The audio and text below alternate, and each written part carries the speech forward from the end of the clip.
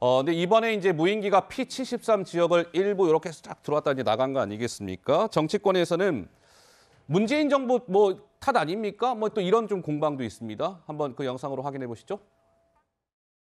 용납할 수 없는 초대형 안보 참사입니다. 적반하장의 극치이고 이야말로 이적행위이자 군기문란입니다. 경계 실패, 작전 실패, 충격적인 안보 참사를 거짓말로 덮으려고 했던 군 수뇌부에 대해서 응분의 책임을 물어야 될 것입니다. 지난 5년간 허송세월호가 아무것도 하고 있지 않다가 위장평화에 속아 있다가 이제 와서 무인기 넘어왔다고 저렇게 난리를 치는데 무엇이 문제인지 그 책임을 엄격히 물어야 될 것 같아요. 그래서 저는 뭐 민주당이 남의 일 보듯이 비판하고 이럴 성격이 아니라고 생각합니다. 그러니까 김유정 의원님 달라도 너무 다릅니다. 이재명 대표는 초대형 안보 참사라고 그랬고 주호영 원내대표는 지난 5년 동안 허송세월 보낸 게 어느 정부입니까? 지금 이걸 비판하는 건 제 얼굴에 침 뱉기 아닙니까? 달라도 생각이 너무 다르네요. 김유정 의원님 생각이 궁금합니다. 아니 지금 문재인 대통령 청와대가 뚫린 겁니까? 윤석열 대통령이 용산이 뚫린 거 아닙니까? 뭐 스치듯 지나갔다고요? 뭐 하늘에 구멍이 뚫려야 그건 뚫린 겁니까?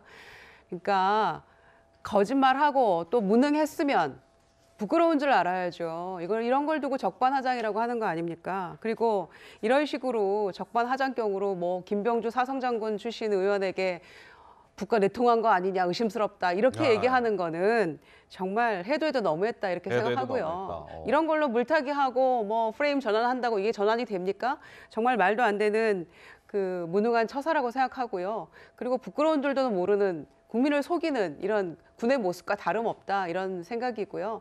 특히 군의 신뢰가 가장 중요한 거 아닙니까? 그런데 이번 무인기 연말부터 지금에 이르는 일련의 상황을 쭉 보면 아까 박원석 의원님 말씀하셨습니다만 이적행위라고 비판했고요.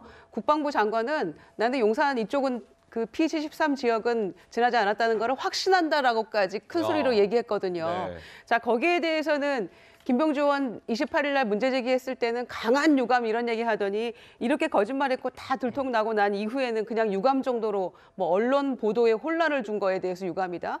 이런 식으로 퉁치고 넘어갑니까? 이거는 정말 경호 실패, 작전 실패, 경계 실패라고밖에 볼 수가 없고요. 예. 이 부분에 대해서 반성하고 재발 방지에 노력을 해야지 어떻게 이거를 색깔론으로 몰고 가려는 이런 행태를 보입니까? 이건 말이 안 되는 이야기죠. 네, 정미유 의원님. 네, 그 이제 제가 좀 예를 들어보겠는데요.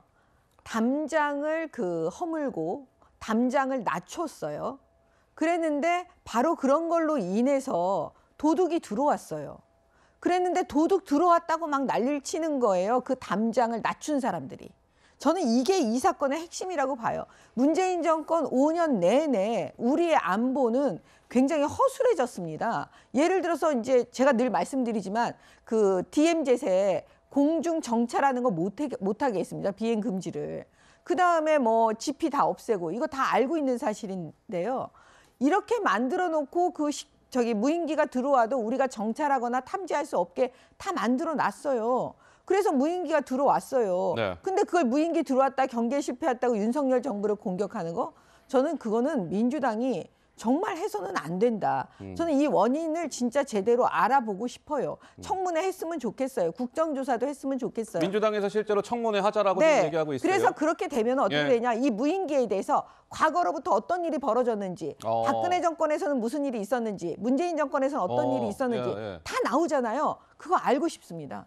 청문회는 뭐 여야간 합의가 무난하게 되겠네요. 민주당에서 하자고 했고 국민의힘도 좋다 하자. 예, 합의해서 현안 질의도 하고 청문회도 하고 국정조사도 양당이 합의된다면 저는 할 필요가 있다고 생각하고요.